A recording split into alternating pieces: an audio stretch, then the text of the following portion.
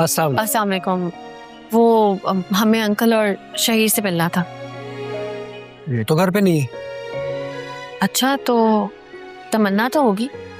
नहीं, वो भी घर पे नहीं है। ये सब लोग लंदन चले गए। लंदन चले गए? तो कब तक आएंगे? देखिए जी, हमें तो वो 2 माह का बोल के गए थे। इससे ज्यादा तो कुछ कह नहीं सकते। कल भी आ सकते हैं और 6 माह के बाद भी।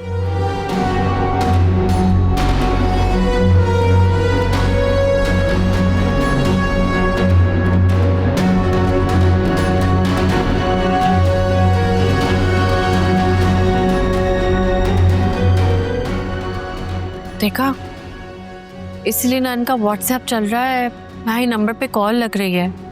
तो क्या करेंगे आप ही? बाराती हॉल भी बुक करवाया, वो कैंसिल करना पड़ेगा। बात हॉल की नहीं है। मैं समझ रहा हूँ, शादी कैंसिल होगी, ये सबसे बड़ा मसला है। लेकिन ये सब कुछ अचानक कैसे हो गया? क्या होगा? अच्छा, आप गाड़ी में तो बैठे।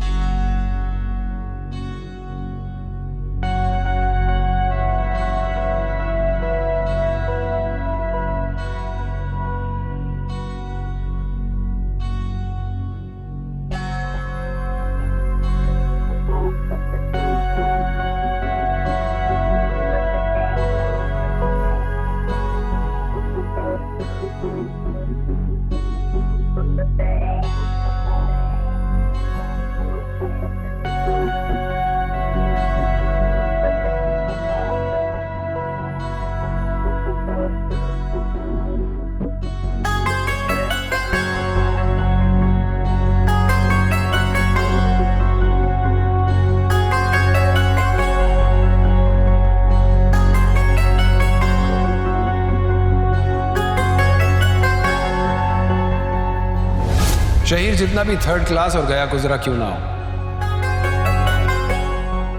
वो इतना बेवकूफ नहीं है कि तुम जैसी लड़की से शादी करे।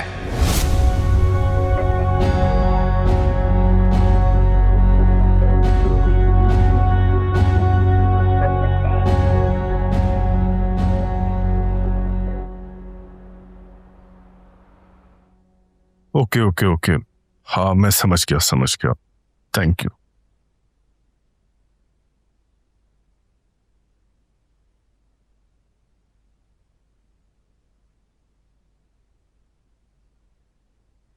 जो इन्फॉर्मेशन मुझे उनकी फैमिली और बिजनेस के बारे में मिली है वो बहुत शॉकिंग है।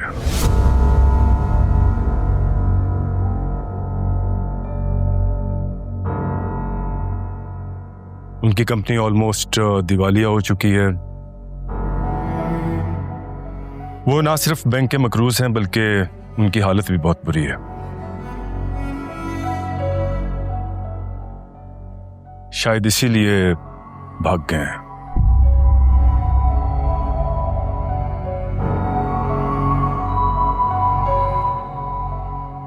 मगर वो तो बहुत शान शौकत वाले लोग थे। उनका घर, रख रखाव, और आयमा तो तमन्ना को बहुत सालों से जानती थी।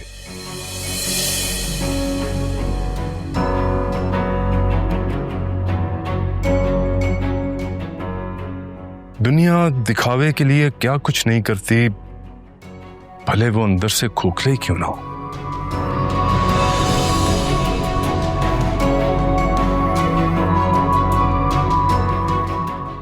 सॉरी, तुमने मुझसे जिंदगी में एक ही दफा एक काम कहा और वो भी मैं ढंग से ना कर सका। अपने मसलों में ही उलझा रहा। आई विश तुमने रिमाइंड ही करा दिया होता मुझे।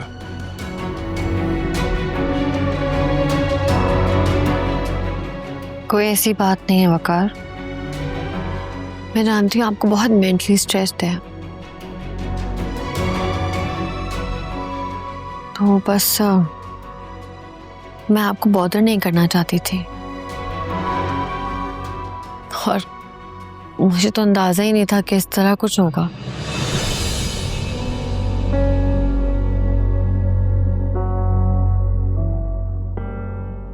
काश ये सब पहले पता चल जाता। I am sorry.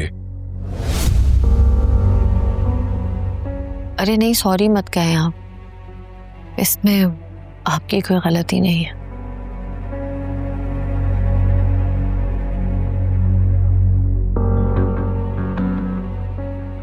Roshni, you have to be positive.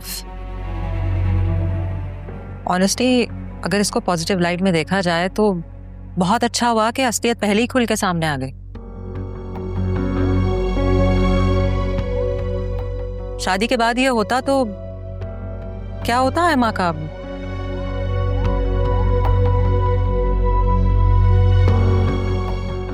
Aima को छोड़कर वो मुल्क से फरार हो जाते, अपने मसलों में उसको ड्रैग कर लेते, उसको ब्लैकमेल करते। फिर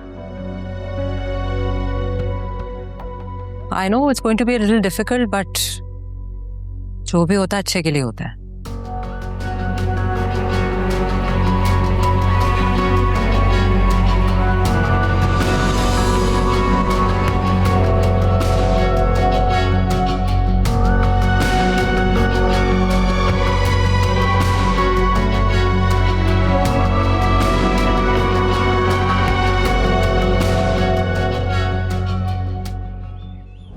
अच्छा सुनो, अपनी बहन से कहकर वकार से मीटिंग अरेंज करवा दो। बल्कि अगर तुम्हारा कोई जिक्र हो उनसे, just give him a reminder. I am sure उनको हमारी पुरानी मीटिंग याद होगी। तुम्हें क्या लगता है ना, कोई भी सेन नजरदार आदमी बीवी बनाएगा तुम्हें? शहीर जितना भी थर्ड क्लास और गया गुजरा क्यों ना हो,